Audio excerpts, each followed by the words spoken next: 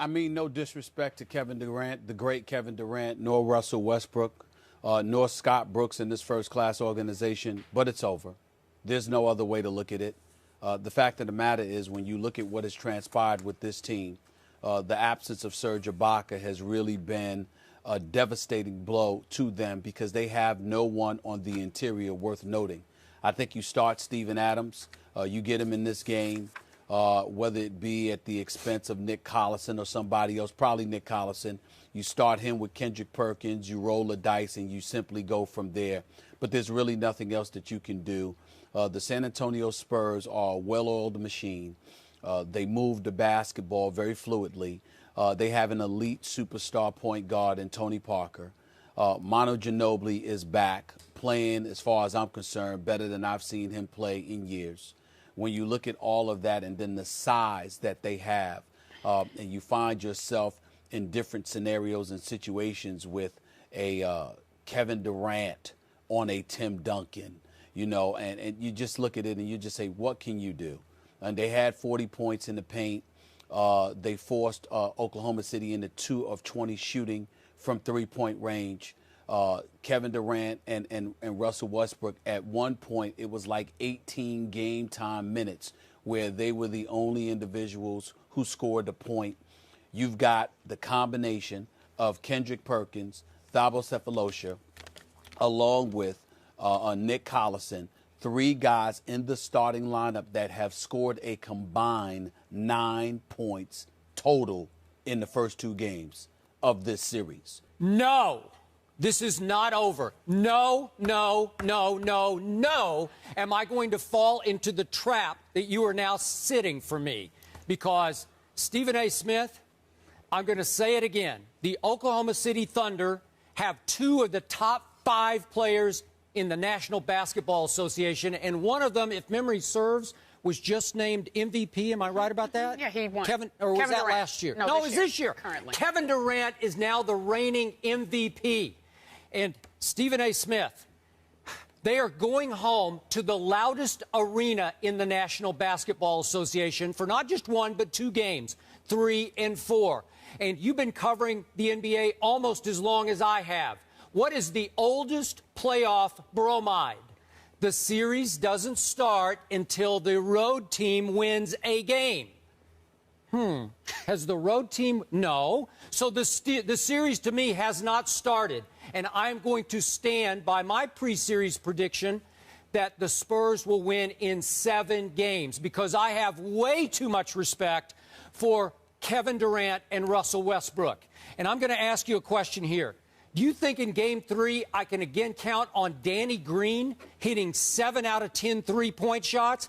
I don't think I can count on that. Can I count on Durant and Westbrook going, what, a combined 1 for 9 from 3? And the Thunder, as you point out, going 2 for 20 in Game 3 from 3?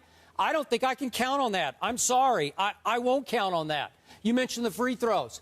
Do you think that a Kevin Durant, who led the NBA in free throws attempted by 170, 170. He attempted more free throws than anybody else. Blake Griffin was second in the league. Can I count on the fact that in Game 3 he will attempt only 5 free throws and they'll all be in the first quarter as they were last night? Because in quarters 2, 3, and 4 last night, the Oklahoma City Thunder attempted a total of 3 free throws, none by Russell Westbrook, who took 0 for the game, and none in the last 3 quarters by Kevin Durant. Am I going to count? No, I'm not going to count on that. You mentioned Sefolosha. Do you remember what happened in Game 3 in 2012, the turnaround game in that series after San Antonio won Games 1 and 2? Sefolosha went for 19 and 6 steals in Game 3 that turned it around at home. How many times in your career and mine have we seen a team get shamed on the road in Games 1 and 2, and then shockingly, almost inexplicably and wildly flip the script in Games 3 and 4? And all of a sudden we're saying, oh, my God, we actually have a series now. 2 down, 6 to go, because that's how they're thinking. But they know that the next 2 will not be easy. I think they're looking more forward to playing Miami than to having to win 2 more games against this team, especially in that building in Oklahoma City. And so, but what I'm saying is, you know the Spurs well. And so what does it mean to you that they're not just looking for the title? They want Miami. You don't usually see a Spurs team like that. I saw them like that years ago against the Lakers. I know, but they said but this. But you don't usually see them like this. No, but Pop said it from opening day of training camp. Right. He showed them the tape of Game 6. He shamed Danny Green in front of the team and said, why did you leave LeBron after he missed the three and you went down to try to cherry pick an easy basket when all we needed was one stop and the game is over? And the ball bounds right back to LeBron, who's wide open and makes the three that kept them barely alive. So Popovich, for the first time in his coaching career, decided to hang on to a loss and make it the mission and the cause of this entire season.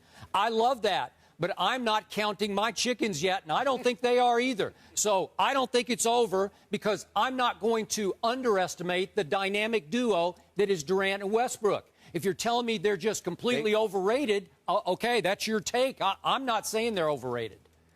I'm not saying they're overrated. Okay. I'm not saying they're overrated at all. I'm saying that San Antonio is better. They're on a different kind of mission, and Oklahoma City is not at full force. If they were at full force, this would be an entirely different series. I think it would be tied 1-1 right now. But I'm telling you, they just look as if they are toying with Oklahoma City because they're big boys. Oklahoma City has no answer for their size. No answer.